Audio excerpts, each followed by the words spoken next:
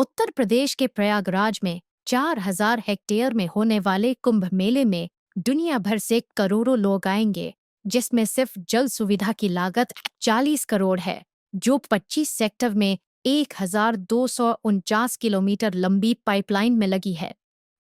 2013 में आयोजित महाकुंभ मेला अब तक का सबसे बड़ा धार्मिक आयोजन माना गया था, जिसमें करीब 12 करोड़ से अधिक श्रद्धालु शामिल हुए थे। लेकिन 144 साल बाद होने वाले इस महाकुंभ की भव्यता उससे भी कहीं अधिक होने वाली है।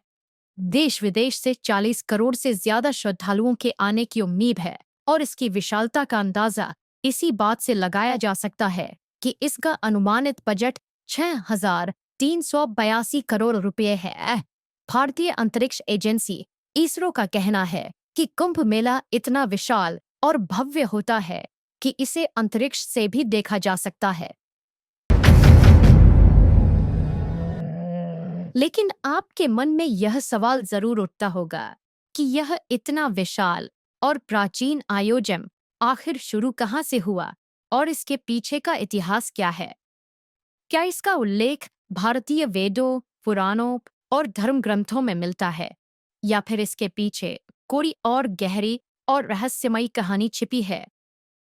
और सबसे रोचक बात यह है कि कुंभ के शाही स्नान का पहला अधिकार केवल नागा साधुओं को दिया जाता है, जबकि अन्य साधु संतों को उनके बाद स्नान करने का अवसर मिलता है।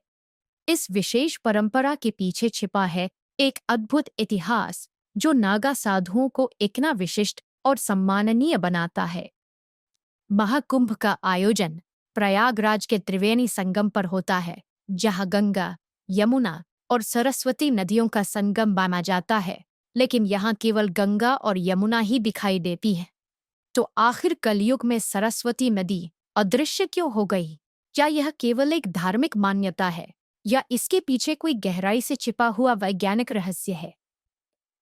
और प्रयागराज में स्थित अक्षय वट, जिसे अमर वृक्ष माना जाता है, जो सृष्टि के विकास और प्रलय का साक्षी रहा है, इसके पीछे का इतिहास और महत्व भी जानेंगे। 2025 के महाकुंभ में भारत के 13 प्रमुख अखाड़े हिस्सा लेने वाले हैं। जानेंगे कि अखाड़ों का इतिहास क्या है, उनका विशेष महत्व क्या है और इस बार किन्नर अखाड़े को शामिल करने के पीछे की वजह क्या है।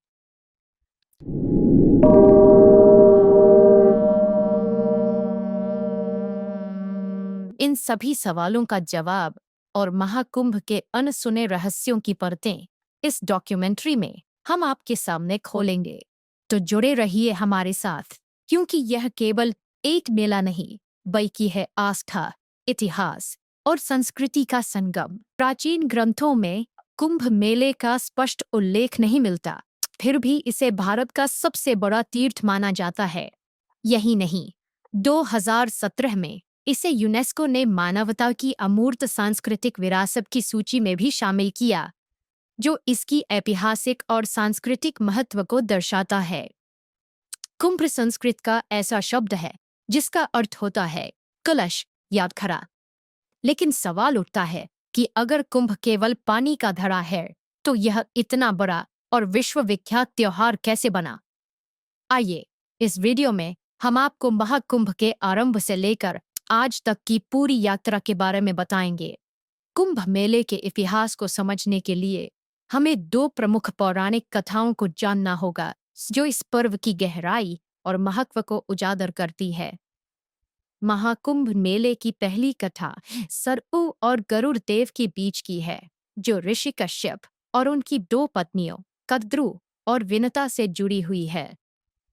कद्रू और विनता, जो आपस में बहनें थीं और ऋषि कश्यप की पत्नियां भी थीं। एक दिन कद्रू ने ऋषि कश्यप से वरदान मांगा कि उसे 1000 विषैले और शक्तिशाली पुत्र चाहिए। ऋषि कश्यप ने तथास्तु कहा और कद्रू को 1000 अंडे प्राप्त हुए।